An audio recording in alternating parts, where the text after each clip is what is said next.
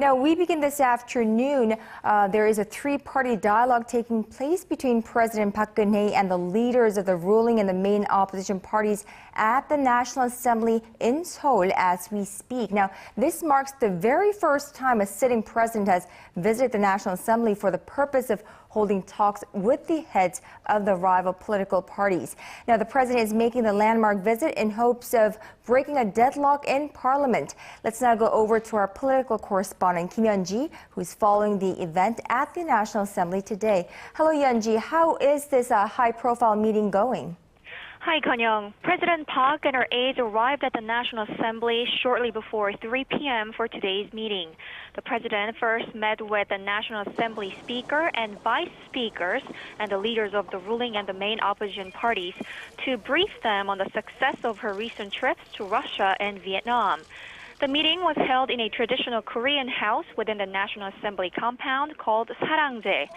After the president briefed the parliamentary leaders on her recent diplomatic tour, she moved to a different room in the Sarangje for a separate meeting with the leaders of the rival parties.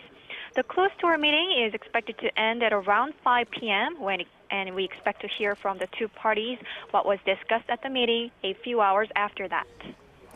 Now, Yeon-ji, let's try to go over some of the issues that will be on the table for the talks. I mean, we had some reports that the rival parties spent the entire weekend reworking the agenda.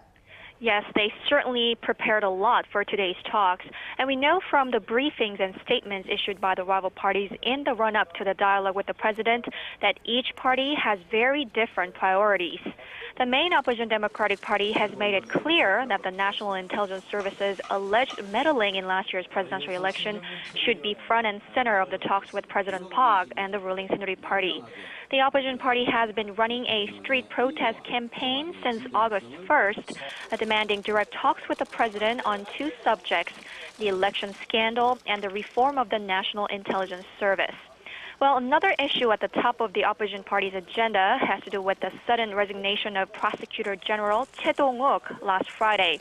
The Democratic Party has accused the presidential office of pulling strings to take him down because it was not happy with the prosecution's investigation into the spy agency scandal. So the opposition party hopes that meeting with President Park will help clarify some of these questions. Meanwhile, the ruling Seoul Party brushed aside the DP's claims that the presidential office played a part in the Prosecutor General's decision to step down, saying that Choi's resignation was spurred only by personal issues. The ruling party has said they want to focus on issues related to the livelihoods of citizens rather than political issues at the talks with the president. If the talks go well, it could pave the way for better relations between the rival parties and a return to normal operations at the parliament.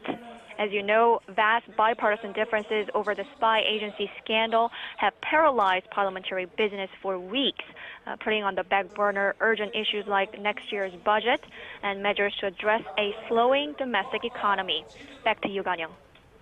Right, definitely we can see that President Park Geun-hye's will to break this political impasse. Thank you, Yeon-ji, for that. We'll check in with you again later in the day for the latest on the president's meeting with the leaders of the rival parties at the National Assembly.